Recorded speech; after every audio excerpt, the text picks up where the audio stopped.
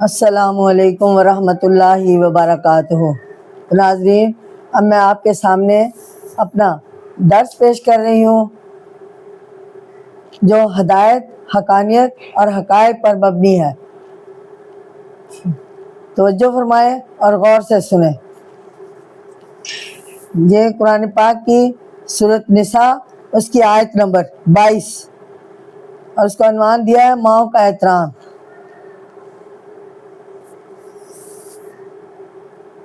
اعوذ باللہ من الشیطان الرجیم، بسم اللہ الرحمن الرحیم۔ اللہ تعالیٰ کا نام لے کر ہم اپنا درس شروع کر رہے ہیں تاکہ اللہ تعالیٰ کی مدد ہمارے ساتھ ہو جائے اور زندگی کے ہر میدان میں ہم کامیاب ہو جائیں۔ وَلَا تَنْكِحُوا رَبَّنَا ظَلَمْنَا أَنفُسَنَا وَإِن لَّمْ تَغْفِرْ لَنَا وَتَرْحَمْنَا لَنَكُونَنَّ مِنَ الْخَاسِرِينَ۔ ربی اشرح لی صدری ویسر لی امری واحلل عقدۃ من لسانی یفقہوا قولی۔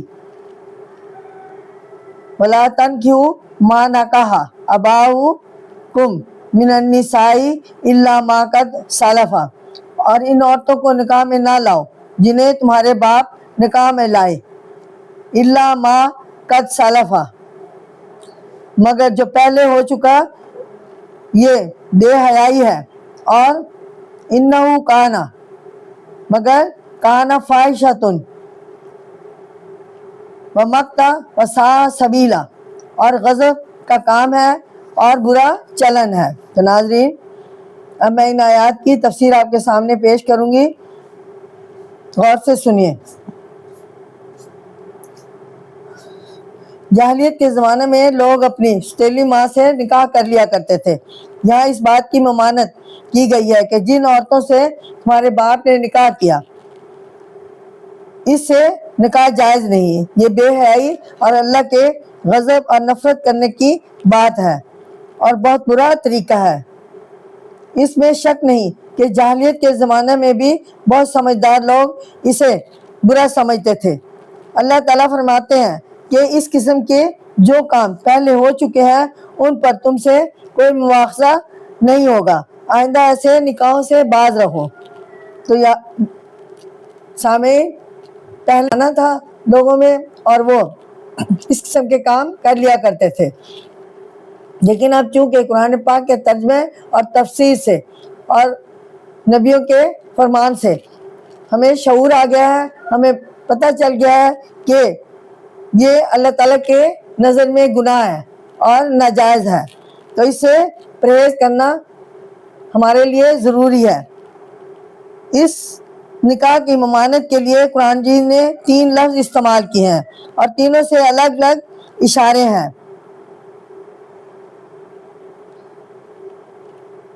فاحشہ یعنی بے حیائی، اس لیے کہ اس قسم کا نکاح عقلی لحاظ سے بھی بجائے خود بڑی بے حیائی کی بات ہے۔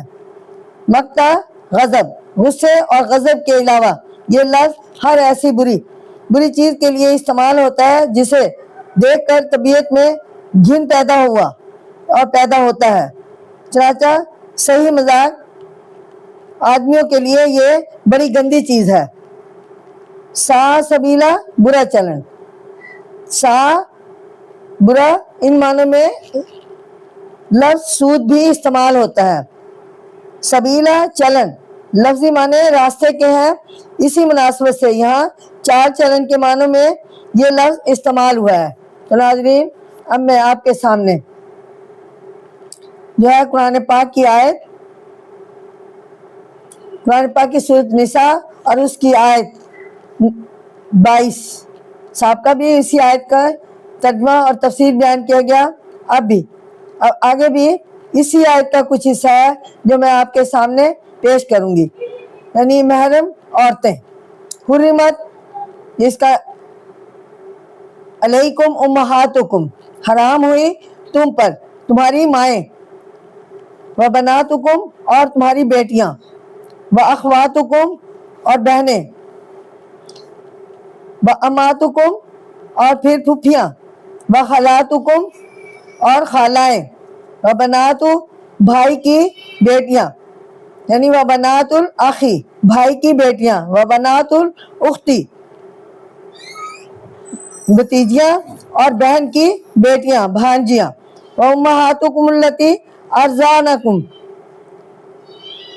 اور جن ماؤں نے تمہیں دودھ پلایا، ارضعنکم جن ماؤں نے تمہیں دودھ پلایا،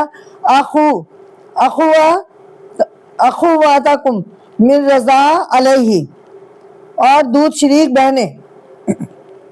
تو ناظرین ان آیات کی تشریح کچھ اس طرح بیان کروں گی کہ یہ عورتیں چند قسم کی ہیں۔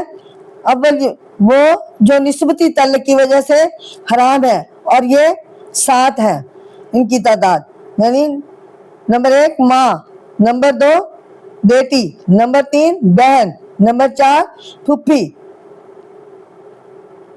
نمبر 5 خالہ، نمبر 6 بھتیجی، اور نمبر 7 بھانجی۔ ان میں سے کسی کے ساتھ نکاح کرنے کی اجازت نہیں ہے۔ جس طرح ماں سے نکاح کی ممانعت کی کہ حکم ہے، دادی اور نانی اور اوپر تک سب داخل ہیں، اسی طرح بیٹی سے نکاح کرنے کی ممانعت میں پوتی اور نواسی اور ان کے نیچے تک سب داخل ہیں، اور بہن کے سلسلہ میں عینی علاقائی اور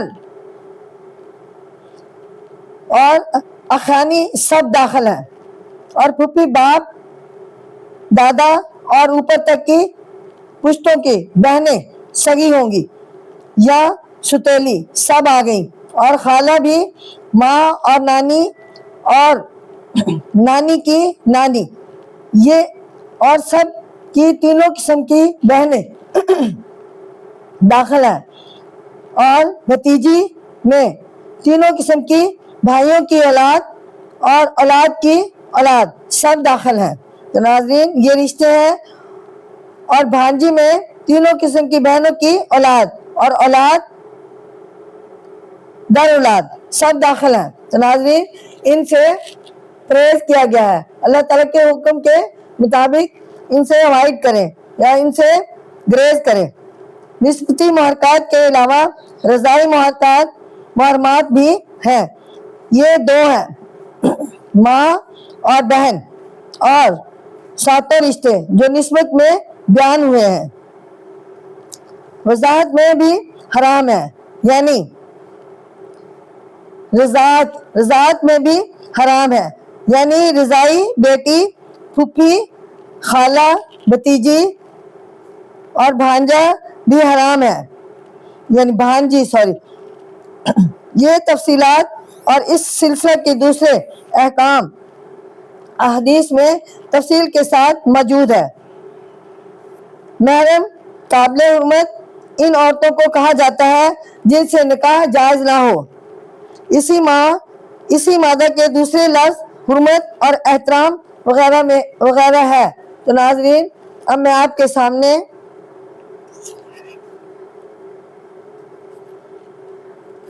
قرآن پاک کی سورۃ نساء اور اس کی آیت نمبر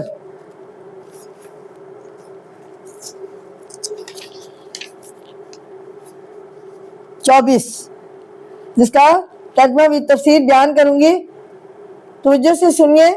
اس میں مہر اور باہمی رضامندی کا بیان ہے، جس کا ہمیں تفصیل کے ساتھ بتایا جا رہا ہے۔ غور سے سنیے، قرآن پاک ہماری ہر معاملے میں ہدایت کر رہا ہے۔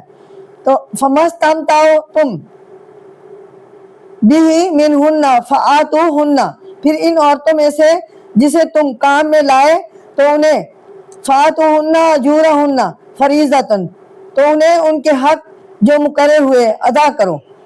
وَلَا جُنَاحَ عَلَيْكُمْ اور تمہیں اس بات میں گناہ نہیں کہ فِيمَا تَرَاضَيْتُمْ کہ تم دونوں آپس کی رضامندی سے مقرر کرنے کے بعد تَرَاضَيْتُمْ بِهِ مِنْ بَعْدِ الْفَرِيضَةِ یعنی آپس کی رضامندی سے مقرر کرنے کے بعد تصفیہ کر لو۔ ان اللہ کان علیما حکیما بے شک اللہ خبردار حکمت والا ہے۔ تو ناظرین اس بیان کے مطابق میں آپ کے سامنے تفسیر بیان کر رہی ہوں غور سے سنیں، یعنی یہاں عورتوں کے مہر کے بارے میں احکام ارشاد فرمائے گئے ہیں، یعنی کسی شخص نے ایک عورت سے نکاح کیا اور اس سے کسی معین مدت تک نفع بھی حاصل کر لیا تو اب اس عورت کو پورا مہر دینا لازم ہے، اور جب تک خود عورت معاف نہ کر دے مہر کی ادائیگی ضروری ہے۔ اس تمتع کی قیمت سے قید سے معلوم ہوا کہ عورت سے کوئی فائدہ نہ اٹھایا گیا ہو اور خاوند سے اسے طلاق دے دے تو اس پر پورا مہر لازم نہ ہوگا۔ اس کا مفصل ذکر سورہ بقرہ میں بھی بیان ہو چکا ہے یا گزر چکا ہے۔ اس کے بعد یہ بیان کیا گیا ہے کہ مہر کے تعین اور اس کی ادائیگی میں خاوند اور بیوی کی باہمی رضامندی سے کمی زیادتی جائز ہے، یعنی اگر مہر مقرر کر لینے کے بعد بیوی اپنی خوشی سے مہر میں تخفیف کر دے یا مرد اپنی مرضی سے مہر کے مقرر رقم سے بیوی کو کچھ زیادہ دے دے تو اس میں کچھ گناہ نہیں، شرط صرف یہ ہے کہ یہ دونوں باہمی طور پر رضامندی ہے۔ آخر میں اللہ تعالیٰ نے فرمایا کہ وہ انسانوں کو مصلحتوں اور ہر طرح کے نفع نقصان کو اچھی طرح جاننا چاہیے، اور وہ جو حکم بھی دیتا ہے حکمت سے بھرپور ہوتا ہے۔ اس کے احکام کی اطاعت اور تابعداری میں ہی لوگوں کے لیے دنیا و آخرت دونوں میں خوبی اور بہبودی ہے، اور اگر وہ اس کے احکام کی مخالفت کرے تو دنیا میں ناکامی اور آخرت میں ذلت و رسوائی ہوگی۔ تو ناظرین، خاوند اور بیوی کا ایک اہم رشتہ ہے۔ انسانی نسل کی بقا اور اولاد کی صحیح تعلیم و تربیت کا مدار ان دونوں کے باہمی خوشگوار تعلق اور تعاون سے وابستہ ہے۔ ان کے تعلقات کی مضبوطی ہی اولاد کی فلاح اور بہبود کا باعث ہے۔ لہذا ان کے بارے میں اللہ تعالیٰ نے قرآن مجید میں جو قوانین بیان کیے گئے ہیں ان کا سمجھنا اور عمل میں لانا اشد ضروری ہے۔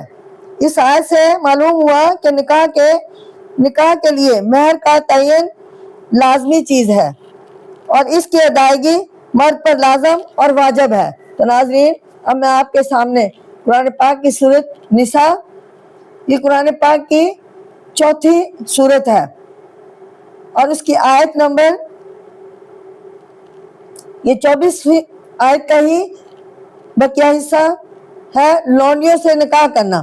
وَمَن لَّمْ يَسْتَطِعْ مِنكُمْ طُولًا أَن يَنكِحَ الْمُحْصَنَاتِ الْمُؤْمِنَاتِ، یعنی اور تم میں جو کوئی اس کا مقدور نہ رکھے کہ مسلمان بیویاں نکاح میں لائے، محسنات المومنات یعنی مسلمان اور نیک بیویاں نکاح میں لائے، فَمِن مَا مَلَكَتْ تو ان سے نکاح کر لو، اور ایمانکم اور جو تمہاری ملکیت میں ہے، فتیاتکم المومنات تمہارے مسلمان لونڈیوں سے، واللہ عالم بایمانکم اور اللہ کو تمہارے ایمان کا حال خوب معلوم ہے، عالم بایمانکم بعضکم من بعض تو آپس میں ایک ہو جاؤ، بایمانکم بعضکم من بعض یعنی آپس میں ایک ہو جاؤ، یہ ایمان کا حال خوب معلوم ہے اللہ تعالیٰ کو، یعنی واللہ عالم بایمانکم بعضکم من بعض، یعنی اللہ کو تمہارے ایمان کا حال خوب معلوم ہے، تم آپس میں ایک ہو جاؤ۔ تو ناظرین، اس آیات کی تفسیر جیسے بیان کی گئی ہے کہ اس آیت شرطیہ میں لونڈیوں کا مرتبہ اس قدر بڑھایا کہ انہیں محض اپنی خواہشوں اور بدمستیوں کا شکار بنا کر نہ رکھو، بلکہ ان کے ساتھ شادی کر کے اپنی بیویوں بیوی بنا لو، اور اسی حکم میں لونڈیوں کے دستور کو اڑا دینے کا بھی بو دیا گیا ہے۔ یعنی ارشاد ہوتا ہے کہ جس کو مفلسی نے ستا رکھا ہو اور نکاح کی ضرورت ہو تو اس کو چاہیے کہ اس لونڈی سے شادی کرے جس نے اسلام قبول کر لیا ہے، اور حرام کاری سے بچے، کیونکہ ایمان کی حفاظت ضروری ہے، اور لونڈیوں کا ایمان بھی ایسا ہی قابل قدر ہے جیسے تمہارا اپنا۔ ان احکام کو ماننے کا نتیجہ یہ ہے کہ آج دنیا سے غلامی ختم ہو چکی ہے، سماج کے اندر عورت کی عزت قائم ہو چکی ہے۔ صرف ایک بات اور ہونی باقی ہے کہ کوئی کسی کو دبا کر نہ رکھے، یہ بھی اگر اسلام کے حکموں پر چلا جاتا تو کب کی پوری ہو چکی ہوتی۔ تو ناظرین، اب میں آپ کے سامنے قرآن پاک کی سورۃ نساء اور اس کی آیت نمبر 25 جس کا ترجمہ بھی تفسیر بیان کروں گی۔ اس آیت کو عنوان دیا ہے لونڈی سے نکاح کی شرط یعنی شرائط۔ فَانْكِحُوهُنَّ بِإِذْنِ أَهْلِهِنَّ وَآتُوهُنَّ، سو ان کے مالکوں کی اجازت سے ان سے نکاح کرو اور ادا کر دو اجورہن، دستور کے موافق، بالمعروف، دستور کے موافق ان کے مہر، محسنات اور قید میں انہیں والیاں ہوں، نہ کہ مستی نکالنے والیاں، یعنی قید میں آنے والیاں ہوں اور نہ مستی نکالنے والیاں، یعنی محسنات غیر مصافحات ولا متخذات اخدان، اور نہ چھپی یاری کرنے والیاں۔ پھر جب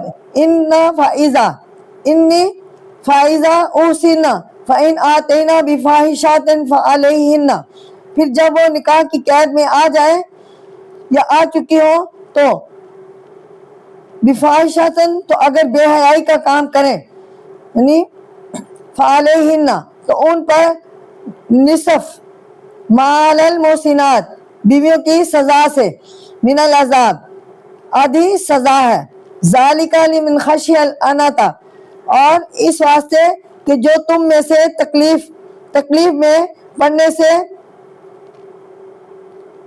اڑ رہے، انتا منکم وان تصبروا، اور اگر صبر کرو، خیر لکم، تو تمہارے حق میں بہتر ہے، واللہ غفور الرحیم، اور اللہ بخشنے والا مہربان ہے۔ تو ناظرین، اس آیت کے مطابق اس کی تفسیر کچھ بیان کر رہی ہوں کہ کنیز اور لونڈیوں سے نکاح کی اجازت دے کر اسلام نے ایک طرف تو بدکاری کا سزباب کر دیا اور دوسری طرف معاشرے میں ان کا درجہ آزاد عورتوں کے برابر قرار دے دیا، اور ان کی اولاد کو اگر وہ مالک سے ہے وہی حقوق دلائے جو آزاد عورتوں کی اولاد کو حاصل ہے۔ اس زمرے میں اس کے ساتھ ہی لونڈیوں سے نکاح کرنے کے لیے مندرجہ ذیل شرائط لازم قرار دے دی گئے ہیں۔ نمبر 1 ہے ان کے مالکوں سے اجازت حاصل کی جائے۔ نمبر 2 دستور کے مطابق مہر ادا کیا جائے۔ نمبر 3 لونڈیاں نیکوکاری، پاک دامنی کو پسند کرنے والی ہوں، محسنات ہو۔ نمبر 4 شہوت و مستی میں مبتلا نہ ہو۔ مصافحات، وہ چوری چپے معاشقہ اور یاری دوستی کرنے والی نہ ہو۔ متخذات اخذت، اللہ تعالیٰ نے فرمایا ہے کہ ان احکام سے فائدے صرف وہی شخص اٹھا سکتا ہے جس کے دل میں اللہ کا خوف ہو۔ صبر بہرحال تمہارے حق میں بہتر ہے۔ ساتھ ہی فرما دیا کہ بدکار لونڈیوں کی سزا آزاد خواتین سے نصف ہے۔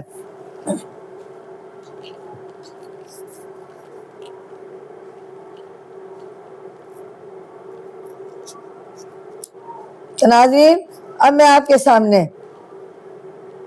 قرآن پاک کی سورۃ نساء اور اس کی آیت نمبر 26، 27 اور 28 یہ کے بعد 3 آیت کا ترجمہ بھی تفصیل بیان کروں گی۔ اور اس آیت میں بتایا گیا، عنوان دیا گیا ہے کہ اللہ کیا چاہتا ہے۔ یرید اللہ لیبین لکم ویہدیکم سنن، اللہ چاہتا ہے یا چاہتے ہیں کہ تمہارے واسطے بیان کرے اور تمہیں پہلو الذین من قبلکم، پہلو کی راہ پر چلائے، قبلکم ویتوب علیکم واللہ، اور تمہیں معاف کرے اور اللہ جاننے والا اور حکمت والا ہے، علیم واللہ علیم حکیم، یعنی اللہ معاف کرے اور اللہ جاننے والا اور حکمت والا ہے۔ واللہ یرید ان یتوب، اور اللہ چاہتے ہیں کہ تم پر علیکم متوجہ ہو، وَيُرِيدُ الَّذِينَ يَتَّبِعُونَ الشَّهَوَاتِ، اور وہ لوگ جو اپنے مزول کے پیچھے لگے ہیں، ان تمیلو میلا عظیمہ، چاہتے ہیں کہ تم راہ سے دور پھر جاؤ۔ یرید اللہ، اور اللہ چاہتا ہے، ان یخفف، کہ تم سے بوجھ ہلکا کرے، انکم ان یخفف، اللہ چاہتا ہے کہ تم سے بوجھ ہلکا کرے، وخلق الانسان ضعیفا، اور انسان کمزور بنایا گیا ہے۔ تو ناظرین اب میں آپ کے سامنے قرآن پاک کی سورۃ نساء اور اس کی آیت جس کی تفصیل بیان کر رہی ہوں، یہاں بیان کیا گیا ہے کہ اللہ تعالیٰ جو احکام بندوں کے لیے نازل فرماتا ہے، ان کا مقصد یہ ہے کہ انسان کو حلال اور حرام میں فرق معلوم ہو جائے اور اسے گزشتہ انبیاء کے راہ پر چلنا نصیب ہو، نیز اللہ تعالیٰ نے اپنے بندوں کے گناہ بخشے اور ان پر رحمت کرے۔ وہ ہمارے مصلحتوں اور حالات کو اچھی طرح جانتا ہے اور اس کے ہر حکم اور ہر تدبیر میں حکمت مخفی ہوتی ہے۔ اگر اس کی ہر حکم کی تعمیل نہ کی گئی تو ان کا نتیجہ ہدایت سے دوری اور گزشتہ برگزیدہ حیثیتوں کی مخالفت ہوگا، نیز انسان اسی کی رحمت اور مغفرت سے محروم ہو جائیں گے۔ تو انسانی زندگی کے سب سے اہم مسئلے میں یعنی رشتہ داروں کی ذیل میں اللہ تعالیٰ نے مختلف احکام ارشاد فرمائے، مثلا زنا کی مذمت، اس سے توبہ، عورتوں کے متعلق احکام، محرمات کا ذکر، نکاح کا مہر اور دوسرے قیود و شرائط، بدکاری کی ممانعت، انسان کو اپنی بعض کمزوریوں کے باعث ان حکموں کی اطاعت ناگوار ہوتی ہے۔ اس لیے آیت میں اللہ تعالیٰ نے یہ تمام احکام کی پابندی پر اور زیادہ زور دیا ہے اور فرمایا ہے کہ ان تمام قیود و شرائط کا جو تم پر لگائی جاتی ہے، مقصد یہ ہے کہ تم پر اللہ کی رحمت نازل ہو، اور جو شہوت پرست ہیں وہ تمہیں بھی سیدھی راہ سے دور لے جانا چاہتے ہیں تاکہ تم بھی ان کی طرح شہوت پرستی کرو اور گمراہ ہو جاؤ۔ تو ناظرین ان ایسی چیزوں سے اوائڈ کریں، یعنی پرہیز کریں۔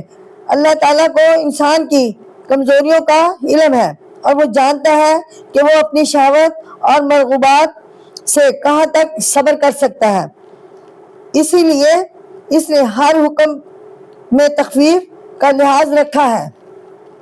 اللہ تعالیٰ نے اپنی رحمت سے شریعت میں تنگی نہیں فرمائی۔ تو ناظرین اب میں آپ کے سامنے قرآن پاک کی سورۃ نساء اور اس کی آیت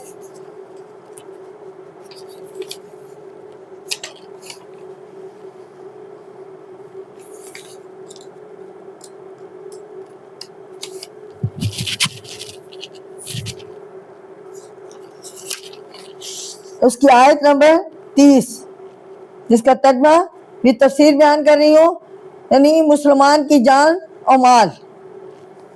اس کو عنوان دیا گیا ہے، یعنی یا ایھا الذین آمنوا لا تاکلوا اموالکم بینکم، اے ایمان والو آپس میں ایک دوسرے کے مال ناحق نہ کھاؤ، یعنی اموالکم بینکم بالباطل، یعنی ایک دوسرے کے مال ناحق نہ کھاؤ، الا ان تکون تجارتن، مگر یہ کہ آپس کی تجارت تمہاری خوشی، وان تراض منکم، آپس کے تجارت تمہاری خوشی سے ہو، ولا تقتلوا انفسکم ان اللہ کان بکم رحیما، اور آپس میں خون نہ کرو، بے شک اللہ تم پر مہربان ہے، ومن یفعل ذلک عدوانا، اور جو کوئی ظلم اور تعدی سے یہ کام کرے تو اسے ہم فسوف نسلیہ نارا، تو اسے ہم عنقریب آگ میں ڈالیں گے، وکان ذالک علی اللہ یسیرا، اور یہ اللہ پر آسان ہے۔ تو ناظرین یہ آیات مسلمان کی جان و مال، اس کے مطابق میں تفسیر آپ کے سامنے پیش کر رہی ہوں، لہذا غور سے سنیے۔ یعنی ازدواجی قوانین اور ان کی نافرمانی کی سزائیں ذکر کر کے مسلمانوں کو یہ حکم دیا گیا کہ آپس میں ایک دوسرے کا مال ناجائز طریقہ سے نہ کھاؤ، مثلا جھوٹ، دغا بازی، چوری یا لوٹ مار، لاٹری اور سٹہ وغیرہ کے ذریعے سے ایک دوسرے کا مال ناحق نہ کھاؤ۔ ہاں اگر تم باہم سودا گری یا تجارت کرو، کسی کاروبار میں شامل ہو، تو باہمی رضامندی سے حاصل کیے ہوئے مال کو کھانا تم پر حرام نہیں۔ تو ناظرین دوسرا حکم یہ ہے کہ آپس میں ایک دوسرے کو قتل نہ کرو، کسی مسلمان بھائی کا خون ناحق بہانا تم پر حرام ہے۔ اس کے بعد ارشاد فرمایا کہ اللہ تعالیٰ تم پر بہت مہربان ہے، جو ایسے حکم نازل فرماتا ہے جن کی روح سے ایک فرد کسی دوسرے کا مال نہ تو ناجائز طور پر کھا سکتا ہے اور نہ اس کے ناجائز طور پر جان لے سکتا ہے۔ تو ناظرین ان تمام احکامات میں سراسر تمہارا اپنا فائدہ ہے۔ جو شخص اللہ تعالیٰ کے ان حکموں کی خلاف ورزی کرے، یعنی ظلم اور زیادتی کرے گے، اوروں کا مال کھائے یا کسی کو قتل کر رہا ہے یا کسی کو قتل کر ڈالے، تو اس کا ٹھکانہ دوزخ ہے۔ ظالموں کو جہنم کی آگ میں دھکیل دینا اللہ تعالیٰ کے لیے دشوار نہیں، بلکہ اس کے لیے یہ نہایت سہل اور آسان کام ہے۔